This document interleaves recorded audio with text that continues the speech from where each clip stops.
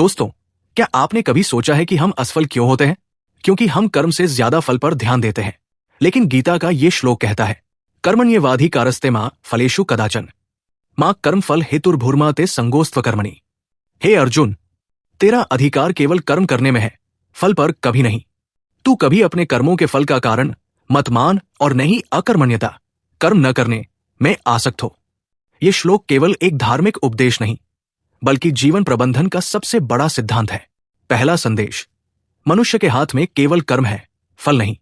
जब हम फल की चिंता करते हैं तो हमारा ध्यान कर्म की गुणवत्ता से हटकर परिणाम की चिंता में लग जाता है। इससे चिंता, तनाव और असफलता दोनों बढ़ जाते हैं। दूसरा संदेश, हमें कर्म करते हुए यह नहीं सोचना चाहिए कि अगर फल अच्छा नहीं मिला तो सब व्यर्थ है। वास्तव में हर कर्म हमारी आत्मा और व्यक्तित्व को गढ़ता है। तीसरा संदेश, फल की चिंता मत कर का मतलब यह नहीं है कि परिणाम अप्रासंगिक है, बल्कि इसका अर्थ है फल की चिंता छोड़कर अपने कर्म की गुणवत्ता पर ध्यान दो। जैसे किसान खेत में मेहनत करता है, बारिश होगी या नहीं ये उसके बस में नहीं, लेकिन खेत तैयार करना उसके हाथ में है। चौथा संदेश, कृष्ण अर्जुन से कह रहे हैं, तू योद्धा है, युद्ध तेरा धर्म है, इसलिए युद्ध कर। जीत हार तेरे बस में नहीं, लेकिन धर्म पालन तेरा कर्तव्य है। आज के समय में लोग परिणाम पर इतना फोकस करते हैं कि प्रक्रिया का आनंद ही भूल जाते हैं। नौकरी का उदाहरण, विद्यार्थी पढ़ाई इस चिंता में करता है कि नौकरी मिलेगी या नहीं। फल की चिंता उसे डिप्रेशन में धकेल देती है, लेकिन अगर वो ज्ञान अर्जन पर ध्यान दे तो सफलता खुद ब खुद उसके पीछे आएगी। क्रिकेट का उदाहरण, विराट कोहली या धोनी मैदान पर खेलते समय रिकॉर्ड की चिंता नहीं करते, वो सिर्फ एक एक गेंद पर फोकस करते हैं।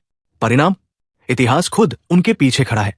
भारत की आजादी की लड़ाई में भगत सिंह, सुभाष चंद्र बोस, चंद्रशेखर आजाद ने कभी ये नहीं सोचा कि हम जीतेंगे या नहीं।